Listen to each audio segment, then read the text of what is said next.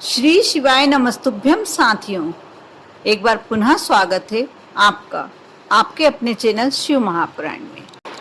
प्रदोष प्रत्येक माह में 2 बार आती है, एक शुक्ल पक्ष की प्रदोष, एक कृष्ण पक्ष की प्रदोष। अक्टूबर माह में शुक्ल पक्ष की प्रदोष कौन सी तारीख को पड़ रही है, ये बड़ी भ्रांतियां चल रही हैं। कोई कह रहा है 17 अक्टूबर की है और कोई 18 अक्टूबर की मान रहा है, लेकिन 17 अक्टूबर को ही प्रदोष मानी जाएगी, क्योंकि प्रदोष के दिन प्रदोष काल का महत्व होता है और 17 अक्टूबर को प्रदोष सायंकाल प्रदोष काल में आ रही है, इसलिए इसका व्रत 17 अक्टूबर को ही रखा जाएगा। प्रदोष का व्रत भगवान शिव को समर्पित होता है। इस दिन भगवान शिव की माता पार्वती के साथ पूजन अर्चन की जाती है। इस दिन भगवान शिव के लिए व्रत भी रखा जाता है। प्रदोष व्रत भगवान शिव के प्रिय व्रतों में से एक होता है। कहते हैं इस दिन व्रत करने से भगवान शिव की कृपा और आशीर्वाद प्राप्त होता है। इसके साथ ही सप्ताह के दिन के हिसाब से इस व्रत का फल मिलता है। इस बार अश्विन माह की शुक्ल पक्ष की प्रदोष 17 अक्टूबर को आ रही है और इस दिन रविवार होने के कारण यह प्रदोष व्रत रवि प्रदोष व्रत कहा जाएगा। प्रदोष 17 अक्टूबर को प्रदोष काल 5:39 से शुरू हो रहा है, लेकिन इसका व्रत 17 अक्टूबर सुबह से ही रखा जाएगा। ऐसा कहा जाता है कि प्रदोष के दिन हमें नमक नहीं खाना चाहिए, नमक मिर्ची इत्यादि का सेवन नहीं करना चाहिए। यदि हम चाहें तो फलियार कर सकते हैं। अनाज खाना निषेध माना गया है और यह भी कहा जाता है कि शाम को प्रदोष काल में शिव जी की पूजन करने के बाद व्रत का पूरा आहार वगैरह जो भी लेना चाहते हैं आप लेना चाहिए। सुबह से भोजन नहीं करना चाहिए। रविवार के दिन पड़ने वाले व्रत को प्रदोष व्रत को सर्व कामना पूर्ति प्रदोष माना जाता है। यह व्रत जो भी रखता है, रवि प्रदोष जो भी रखता है, उसकी सारी इच्छाएं सारी मनोकामनाएं पूर्ण होती हैं। श्रद्धेय पंडित प्रदीप मिश्रा जी ने अपनी कथा शिव महापुराण के द्वारा हमें कुछ ऐसे उपाय बताए थे रवि प्रदोष के दिन करने के लिए कि उसको करके हम हमारी समस्याओं से निजात पा सकते हैं। आप भी, मैं आपको एक साथ इन उपायों को शेयर करने जा रही हूँ। आप अवश्य इन उपायों को करके आपके जो भी मनोरथ हैं उन्हें पूरा कीजिए। यदि किसी को पथरी हो गई हो, पथरी के कारण बहुत परेशानी हो रही हो, बहुत तकलीफ में हो, तो यह रविवार के दिन जो प्रदोष पड़ती है उस पर एक आप उपाय कर सकते हैं। छोटा सा उपाय है। आप यदि इसे करेंगे तो पथरी गल के स्वतः ही निकल जाएगी, वो पथरी का दर्द समाप्त हो जाएगा।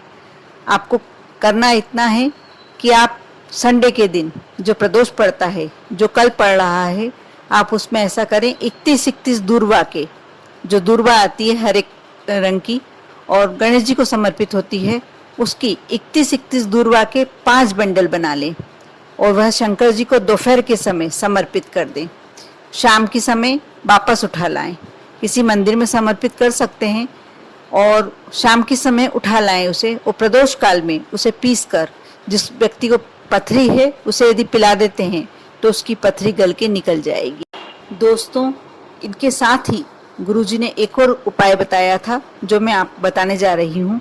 शरीर में कहीं गठान पड़ गई हो, गठान हो गई हो, तो आपको ऐसा लग रहा है यदि कैंसर की गठान है, तो आप संडे के दिन पड़ने वाले प्रदोष जो कल पड़ रहा है उस पर सफेद दूर्वा हरी भी होती है और जहाँ पानी के जलाशयों के पास उगती है सफेद रंग की दूर्वा, आप वो देख लें और 5 दूर्वा और 5 सफेद तिल्ली प्रदोष काल में शंकर जी को समर्पित कर दें और प्रदोष काल के अंतर्गत उसे वहां से उठाकर भगवान से विनती करके उसे उठाकर खा लें। जिस भी व्यक्ति को गठान है उसे खिला दें या तो, और यह गांठ स्वतः ही गलने लगेगी।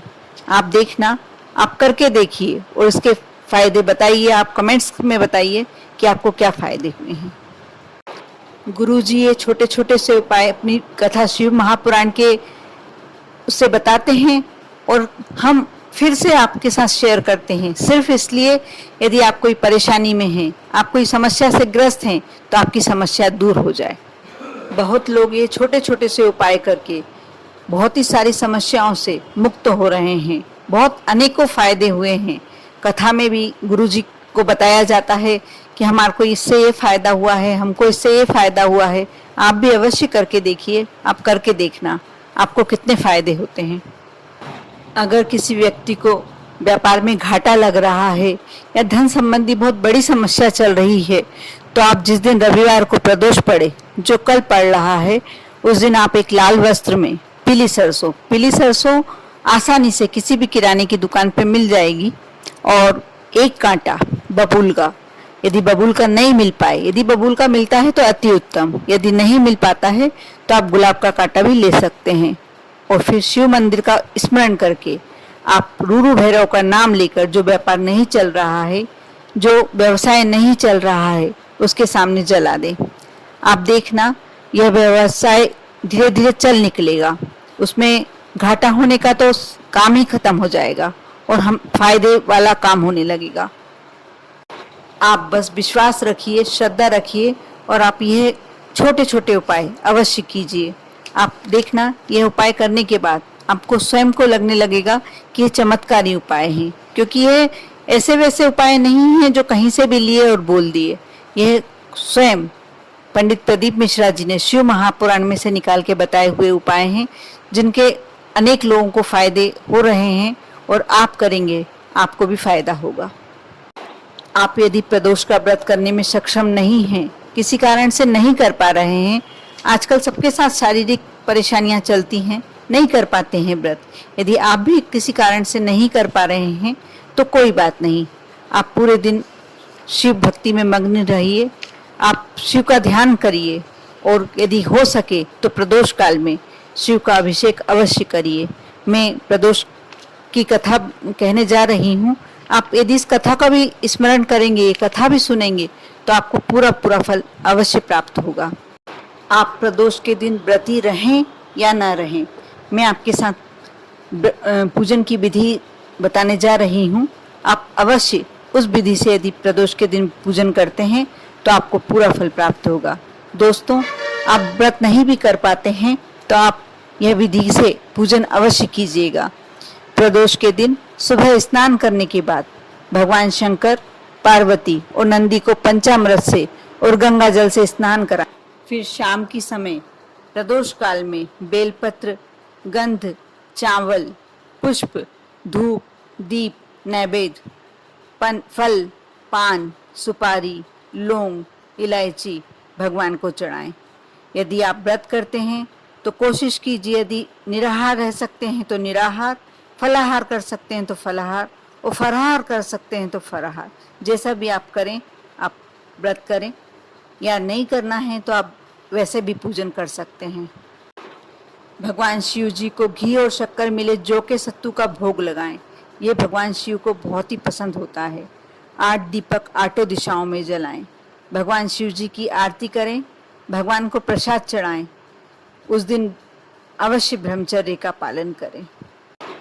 दोस्तों, ऐसा कहा जाता है कि प्रदोष के दिन जो सुबह जल्दी उठकर तांबे के लोटे से सूर्य देव को अर्घ्य देता है, पानी में यदि आंकड़े के फूल मिला के और अर्घ्य देता है तो बहुत ही ज़्यादा फलदायक होता है, क्योंकि आंकड़े के पुष्प शिव जी को पसंद होते हैं और सूर्य नारायण को भी बहुत पसंद होते हैं। और प्रदोष के दिन सूर्य नारायण को अवश्य जल समर्पित करना चाहिए। साथ में इन दोनों की कृपा, भगवान भोलेनाथ की कृपा और सूर्य देव की कृपा से आपका भाग्योदय अवश्य होता है। आप यदि रवि प्रदोष के दिन ये मंत्र का जाप, जो महामंत्र होता है, भोलेनाथ का महामृत्युंजय मंत्र होता है, आप उसका जाप करते हैं तो आपके लिए बहुत ही अच्छा होता है। आपके यहाँ से जो भी परेशानियाँ होती हैं वो आपसे एकदम दूर चली जाती हैं। यह मंत्र इस प्रकार है, वैसे तो सभी जानते हैं इस मंत्र को, लेकिन फिर भी मैं आपके लिए बता देती हूँ। मंत्र इस प्रकार है: ओम त्र्यंबकम यजामहे सुगंधिम पुष्टिवर्धनम उर्वारुकमिव वंदना मृत्युमोक्षीयमामृतः। आप जितनी भी बार हो सके यह मंत्र का जाप करें, आप देखना आपके सारे कष्ट संकट आपसे दूर चले जाएंगे।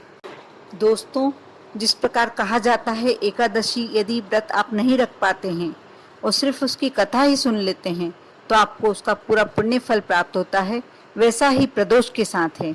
यदि आप प्रदोष व्रत नहीं कर पा रहे हैं तो आप शिव जी की पूजन करके उनकी कथा जरूर सुने। प्रदोष व्रत कथा आपको अनेक पुण्यों की प्राप्ति होगी, आपको लक्ष्मी की प्राप्ति होगी। प्रदोष व्रत कथा इस प्रकार है, आप श्रद्धा पूर्वक अवश्य सुनिए। एक समय सर्व प्राणियों के हितार्थ परम पावन भागीरथी के तट पर ऋषि समाज द्वारा विशाल गोष्ठी का आयोजन किया गया। इस सभा में व्यास जी के परम शिष्य पुराण वेत्ता सूत जी महाराज हरि कीर्तन करते हुए पधारे। सूत जी को आते देखकर शौनकादि 88,000 ऋषि मुनियों ने खड़े होकर उन्हें दंडवत प्रणाम किया। महाज्ञानी सूत जी ने खड़े होकर उन्हें दंडवत प्रणाम किया। महाज्ञानी सूत जी ने भक्ति भाव से ऋषियों को हृदय से लगाया तथा आशीर्वाद दिया। विद्वान ऋषिगण और सब शिष्य आसनों पर विराजमान हो गए। शौनकादि ऋषि ने पूछा, यह पूज्यवर महामते कृपया यह बताने का कष्ट करें कि मंगलप्रद कष्ट निवारक यह व्रत सबसे पहले किसने किया और उसे क्या फल प्राप्त हुआ। श्री सूत जी बोले, आप सब शिव भक्त हैं। आपकी भक्ति को देखकर मैं व्रती मनुष्यों की कथा कहता हूँ, ध्यान से सुनो। एक गांव में अति दीन ब्राह्मण निवास करता था। उनकी साध्वी स्त्री प्रदोष व्रत किया करती थी। उसे एक ही पुत्र रत्न था। एक समय की बात है, वह पुत्र गंगा स्नान करने के लिए गया। दुर्भाग्यवश मार्ग में चोरों ने उसे घेर लिया और वे कहने लगे कि हम तुम्हें मारेंगे नहीं, तुम अपने पिता के गुप्त धन के बारे में हमें बता दो। बालक दीन भाव से कहने लगा कि बंधुओं, हम अत्यंत दुखी दीन हैं, हमारे पास धन कहाँ से आएगा। तब चोरों ने कहा कि तेरी इस पोटली में क्या बंधा है। बालक निसंकोच कहा कि मेरी माँ ने मेरे लिए रोटियां दी है। यह सुनकर चोरों ने अपने साथियों से कहा कि साथियों, यह बहुत ही दुखी मनुष्य है, अतः हम इसको क्या लूटेंगे, हम किसी और को लूटेंगे। इतना कहकर चोरों ने उस बालक को जाने दिया। बालक वहां से चलते हुए एक नगर में पहुंचा। नगर के पास एक बरगद का पेड़ था। वह बालक उसी बरगद के वृक्ष की छाया में सो गया। उसी समय उस नगर के सिपाही चोरों को खोजते हुए उस बरगद के वृक्ष के पास पहुंचे और बालक को चोर समझकर बंदी बनाकर राजा के पास ले गए। राजा ने उसे कारावास में बंद करने का आदेश दिया। ब्राह्मणी का लड़का जब घर नहीं लौटा तब उसे अपने पुत्र की बड़ी चिंता हुई। अगले दिन प्रदोष का व्रत था। ब्राह्मणी ने प्रदोष व्रत किया और भगवान शंकर से मन ही मन पुत्र की कुशलता की प्रार्थना करने लगी। भगवान शंकर ने उस ब्राह्मणी की प्रार्थना स्वीकार कर ली। उसी रात भगवान शंकर ने उस राजा को स्वप्न में आदेश दिया कि वह बालक चोर नहीं है, उसे प्रातः काल ही छोड़ दे, अन्यथा उनका सारा राज्य वैभव नष्ट हो जाएगा। प्रातः काल राजा ने शिव जी की आज्ञा अनुसार उस बालक को कारावास से मुक्त कर दिया। बालक ने अपनी सारी कहानी राजा को सुनाई। सारा वृतांत सुनकर राजा ने अपने सिपाहियों को आदेश देकर उस बालक को अपने घर भेजा और उसके माता पिता को राज दरबार में बुलाया। उसके माता पिता बहुत ही भयभीत थे। राजा ने उन्हें भयभीत देखकर कहा कि आप भयभीत ना हो, आपका बालक निर्दोष है। राजा ने ब्राह्मण को 5 गांव दान दिए जिससे कि वह सुखपूर्वक अपना जीवन व्यतीत कर सके। भगवान शिव की कृपा से ब्राह्मण परिवार आनंद में रहने लगा। अतः जो भी मनुष्य रवि प्रदोष का व्रत करता है वह प्रसन्न निरोग होकर अपना जीवन पूर्ण व्यतीत करता है। आप कल पड़ने वाले रविवार ये प्रदोष को व्रत करें ना करें, लेकिन पूजन अवश्य करें और साथ ही भगवान भोलेनाथ की पूजन करके और प्रदोष व्रत कथा अवश्य सुने। आप देखना, आप अनेकानेक पुण्य के भागी होंगे और जो भी आपकी मनोकामनाएं हैं वह अवश्य पूरी होगी। आप पर और आपके पूरे परिवार पर भगवान भोलेनाथ की कृपा यूं ही बनी रहे। ओम नमः शिवाय।